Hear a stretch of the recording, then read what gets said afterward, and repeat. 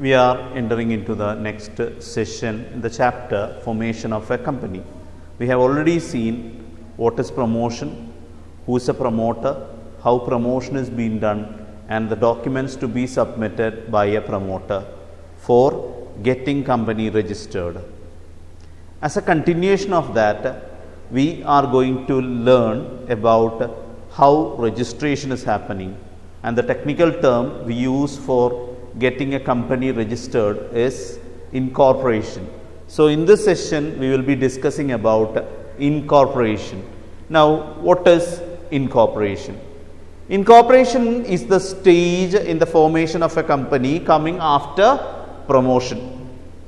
And for getting company registered, we are to submit an application. An application is to be filed with registrar of companies of the state in which the registered office is located. So, if you want to get a company registered, you have to submit an application to the registrar of companies of the state in which the company's registered office is located.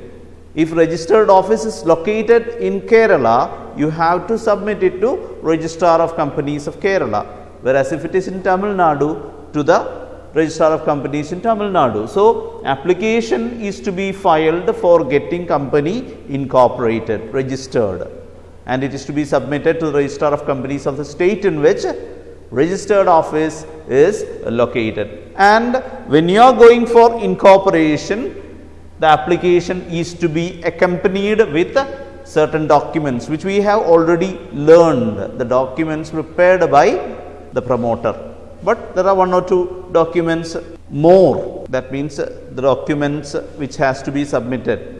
From the documents which are prepared by promoter, two more documents are there.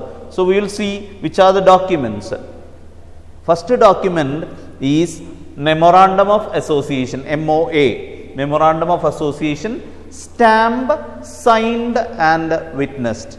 It must be stamped, signed and witnessed. Signature has to be given by minimum of 7 members in a private public company and at least 2 in a private company. We have already seen who are to become the first directors, they have to sign Memorandum of Association. For a public company, minimum 7 must sign it, and for a private company, minimum 2 must sign it. So, it must be stamped, signed and witnessed. Second document is Articles of Association. Articles of Association is another document which is talking about the internal management. Again, it has to be stamped and witnessed as in case of Memorandum of Association. So, it has to be stamped, it has to be witnessed. There must be witnesses for that. Then third one, written a consent of proposed directors. Written consent of proposed directors, which we have already learned for 2 things. One is that they are ready to take up the position as directors. Second one, they are ready to purchase qualification shares. That written consent is to be given by proposed directors. That is another document. Then agreement, if any, that also we have already learned. If any of the signatories or any of the directors or anyone agreeing to act as directors or managing directors or general manager, if there is an agreement entered with, that has to be submitted along with the application. Copy of registrar's letter approving the name of the company, which we have not learned, but that is also a document. A letter from registrar approving the name. We said 3 names have to be given, from among 1 name is to be selected, and it appears in almost all the documents. So, copy of registrar's letter approving the name. Name approval, after name approval, the official name is this. Registrar has to give it, registrar has to give a letter mentioning that this is the particular name which is being approved. Then statutory declaration, we have learned. Statutory declaration saying that all the legal formalities has been followed. 7th one, a notice about exact address of registered office. That is something which we have not said. in the previous session. A notice regarding the registered office is to be submitted along. That means the exact address of the registered office. Even if it is not submitted along with the documents, it must be submitted at least 30 days, within 30 days after incorporation. And the last one is evidence of payment of registration fees. That also we have seen.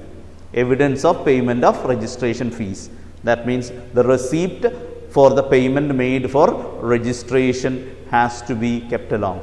So, all these documents are submitted along with the application given to registrar of companies of the state in which registered office is located. And when this application is given, the registrar is expected to go through each of these documents, and once he is satisfied with the documents given, he will issue a certificate called Certificate of Incorporation. Certificate of Incorporation. Certificate of Incorporation is the official evidence of the registration of the company, and this Certificate of Incorporation is to be given after thorough check of all the documents, because it is very important for a company. Once it is registered, it become a legal entity. So, registrar has to be very careful going through the documents, checking out whether everything is valid and as per the requirements. So, once registrar found all the documents along with the application is satisfactory, if he is satisfied with all the documents and the application, he issue a certificate called Certificate of Incorporation. It is issued by registrar of company when he is satisfied with documents submitted. It is issued to the company when he found all the certificate, all the documents submitted are as per requirements. He is satisfied with that, he issue the Certificate of Incorporation. And this Certificate of Incorporation is very important regarding a company, because it signifies the birth of the company. On the date which is printed on Certificate of Incorporation, it is considered as the birth date of the company. From that date onwards, company becomes a separate legal entity. Company can enter into contracts, company can sue and get sued, company can purchase land in its name, company can enter into contracts. All this, company becomes an artificial person. So, it is from the date of registration onwards, company becomes a legal entity. That is why it is said that Certificate of Incorporation is the conclusive evidence of legal existence of company. It is the evidence that company has come into existence. That is why it is considered, Certificate of Incorporation is considered as a birth certificate of the company. And on issue of Certificate of Incorporation, a private company can immediately start business.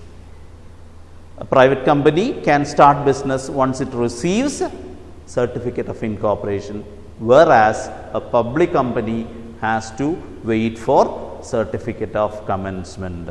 Only on receipt of that it can start doing business, public company. But it is considered registered from the date of receipt of Certificate of Incorporation. But a public company can start its operation only after receiving Certificate of Commencement of business, whereas a private company can start its business immediately at the receipt of Certificate of Incorporation. So, we were discussing about the second stage in the formation of a company, that is incorporation, means getting registered, and we learn about what is Certificate of Incorporation, what is the effect of Certificate of Incorporation.